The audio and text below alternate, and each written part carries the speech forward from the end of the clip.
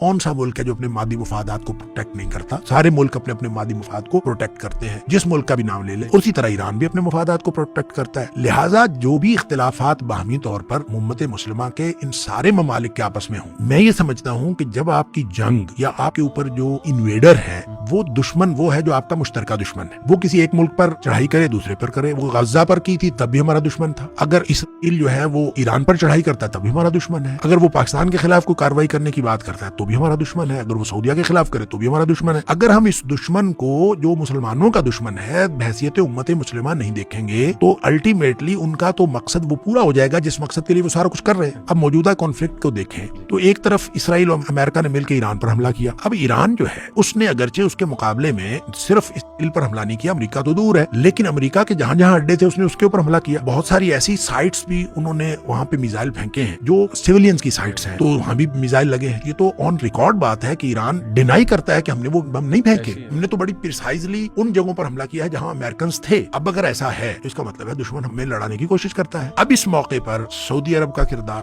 میں سمجھتا ہوں سب سے زیادہ اہم ہے، اور اس سے بھی زیادہ اہم پاکستان کا کردار ہے۔ یعنی پاکستان نے جس قدر زبردست حکمت عملی اپنائی ہے کہ ایک طرف جو ہے وہ ایران کو بھی اس بات سے خبردار کیا ہے کہ مسلم ممالک پر حملے نہ کرے، اور دوسری طرف سعودیہ کو اور قطر وغیرہ کو بھی اس بات پر راضی کیا ہے کہ وہ ایران کو اپنا دشمن نہ سمجھے، کیونکہ یہی تو وہ اسٹریٹجی تھی۔ اور ان سائٹس کے اوپر جو حملے ہوئے ہیں وہ مبینہ طور پر وہ حملے ایسے ہی لگتا ہے کہ امریکہ نے کیے ہیں، اور وہ صرف اس لیے کیے ہیں تاکہ یہ آپس میں لڑیں، اور آپس میں یہ نہیں لڑے، اور ہم اب تک دیکھ رہے ہیں کہ یہ نہیں لڑے، اور باوجود ساری اس کانفلکٹ کے جو پیور فرقہ واریت والا یا یوں کہہ لیجئے کہ مسلمانوں میں جو مسل کی تفاوت ہے اور مسل کی تضاد ہے اس کو فوکس کر کے جس طرح مسلمان تقسیم ہوئے ہیں، اس سب کے باوجود یہ جب سعودیہ اور ایران کا آپس میں کلیش نہیں ہوا تو یہ میں سمجھتا ہوں کہ اصل دشمن کی جو ناکامی ہے وہ یہ ہے۔